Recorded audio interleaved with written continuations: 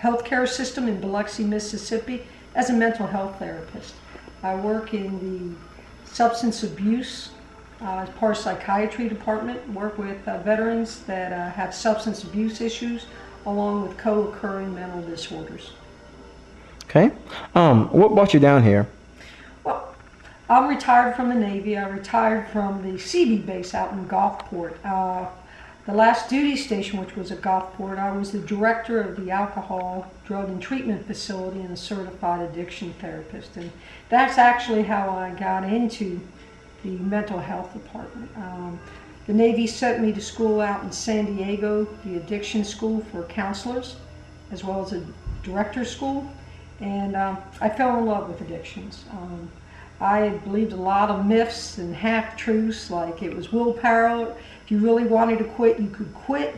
And I really started to understand that it is actually a brain disease and that it changes the brain structure and how your brain works.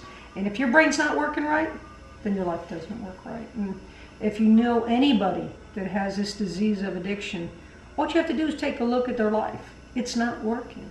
And the reason it's not working is because the brain's not working, because the chemistry is being modified by the drugs or the alcohol.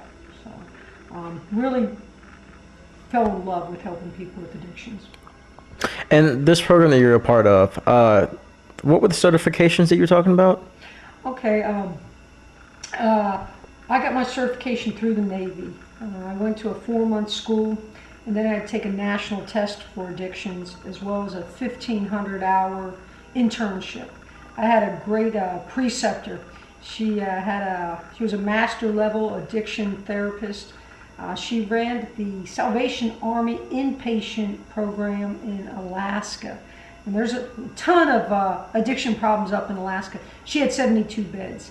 And she's the one that was my supervisor during the internship. And she really helped my program. As a matter of fact, the program I had down in Gulfport, we were certified for accreditation under CARP standards.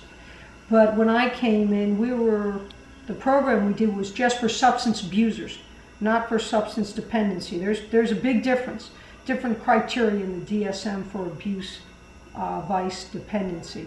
So we were just doing abusers, and abusers are the types where you can give them some education and they can go back and start to drink responsibly. But when a person crosses over to dependency and has a disease of addiction, they can no longer drink responsibly.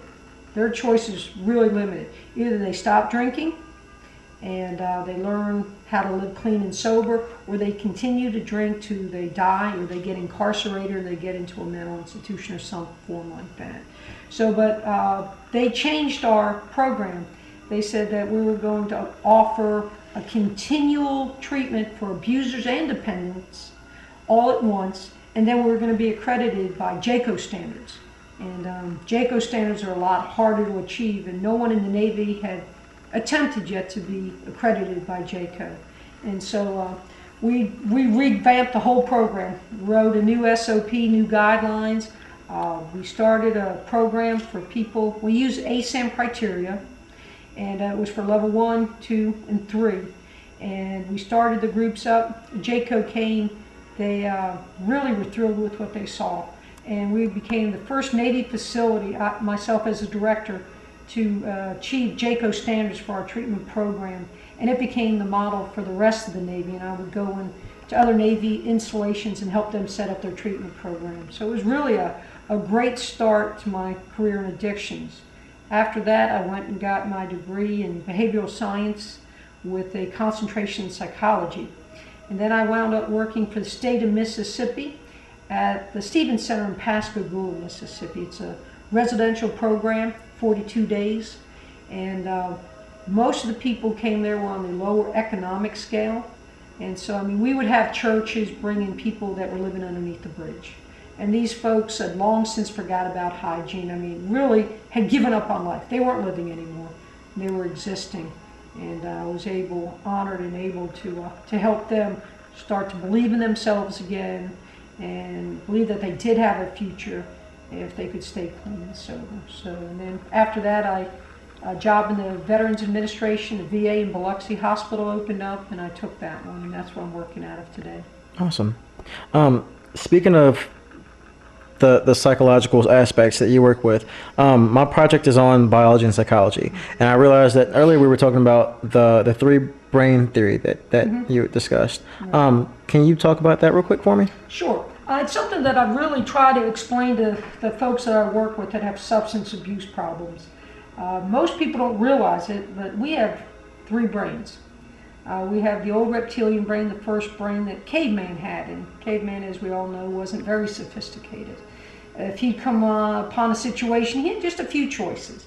Either he could run from it, kill it, have sex with it, or eat it. Those are his choices. And it is also the home of the fight or flight. And that's our first brain. And that's where addiction lives. When someone is in full-fledged of addiction, that's pretty much the only brain they're working out of. It's a fight or flight. In fact, if you think about it, people with addictions, they will sell their homes, they'll lose their homes, they'll use the rent money or their mortgage money so they can get their crack cocaine, get whatever they want. They will go for days without sleeping, go for days without eating. They will put themselves in very dangerous situations. They will deal with people that they know are unsafe, that they could possibly be killed or seriously injured. Now, a highly functioning human being, the first order of our brain is to keep us alive. And the brain says, gee, in order to keep us alive, we need to eat, we need to sleep, and we need safe shelter. Well, think about the drug addiction. Think about alcohol. They will not eat for days. So they rearrange the priorities in that brain. Now the drug or the alcohol is more important than eating. A crack cocaine addict can be up for days. And so sleep. They do with very little sleep. So once again, they rearrange the priority. My drug or my alcohol is more important than sleeping. And then, of course, the safety or shelter. A lot of them are homeless, or they deal with people that they know aren't safe, that they put themselves in danger. So now the drugs are more important than their personal safety. And so you've got that. And then a few 100 million years after the reptilian brain, the limbic brain was developed. It's also referred to as the mammal brain. And that's where you have your emotions and you have long-term memories. Most of your long-term memories, if you remember them, if you think about it, you think about those long-term memories, you can feel it. If it was your graduation day, for my veterans, I always ask them, remember the day you graduated from boot camp, because there was a lot of emotions dealt with that.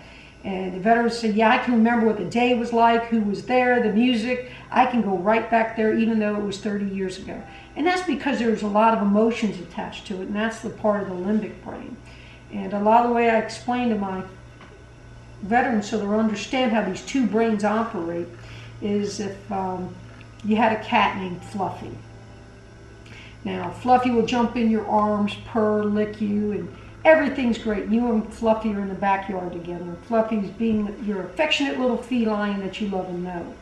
But all of a sudden you see in the distance your neighbor's yard and the Rottweiler coming for a visit. Now, you as a human being have the third brain, the logical brain. Your logical brain says, hey, if the dog gets the cat, the dog's going to eat my cat. I'm going to bring Fluffy inside and keep Fluffy safe. Well, Fluffy doesn't have that logic brain that we have. She sees the dog, and all of a sudden, that reptilian brain, the oldest brain, the strongest brain, shuts down her emotional brain. Now Fluffy will bite you, scratch you, tear you up to get out of your arms, because the cat's fight or flight system is fully activated, and it's all about survival for your kitty. And your kitty will scratch you, do whatever she needs to do, get up the tree, and she's safe and sound. Then when the danger's passed, the dog has gone home, the neighbor put his dog up, Fluffy jumps out of the tree and starts purring and licking your wounds like nothing ever happened. Well, Fluffy doesn't have the logic system. Fluffy just has the emotional and the reptilian brain. But the human being has that logic brain. But unfortunately, the logic brain is the weakest of the three brains. The emotional brain and the reptilian brain can override it and shut it down. So when an addict will expose themselves to people, places, and things that remind them of their drug of choice, what it actually does, it starts to fire up the emotional brain and the reptilian brain, and that starts to override the logic circuit. So yeah, I got this money in my pocket. I know I'm supposed to pay the electric bill with it, but now I'm with my brother that I'm always shooting up with, and guess what? That logic brain starts to go dim. My emotional brain's taking over. I want to feel better, so I go buy my drugs from my drug dealers. Me and my brother, we go use.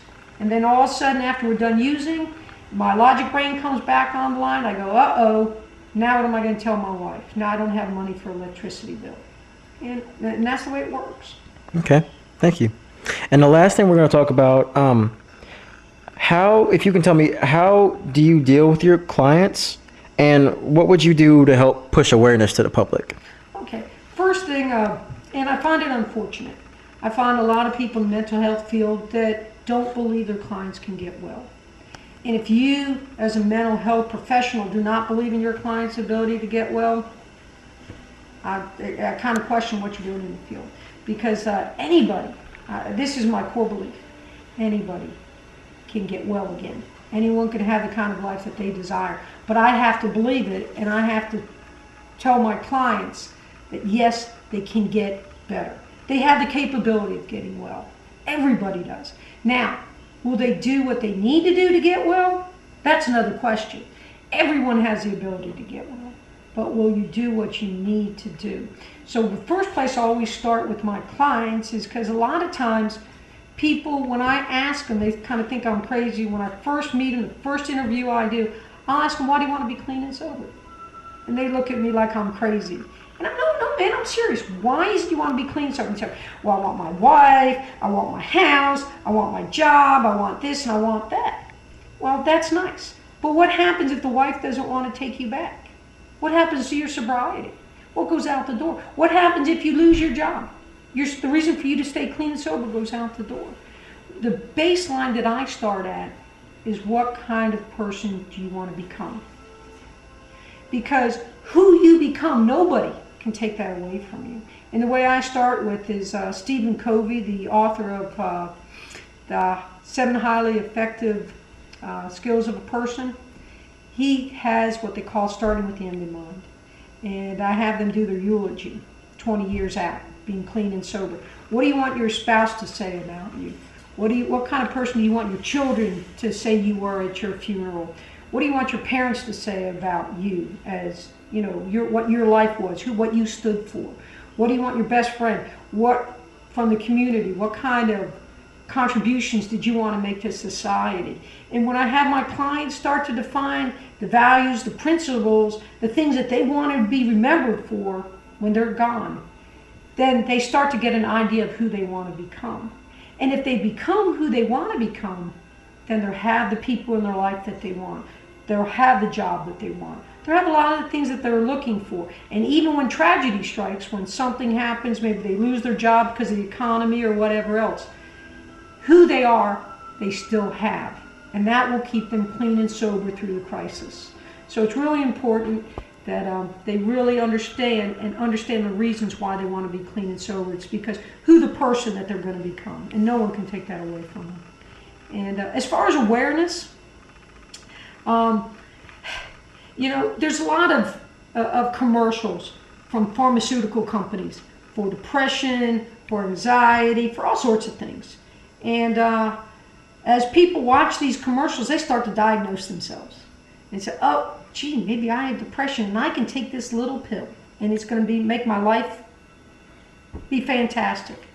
But you're not going to find a high quality life through pharmacology. You're just not going to. It will take the edge off, help you keep your emotional brain kind of level and even keeled, and keep your logic brain in charge.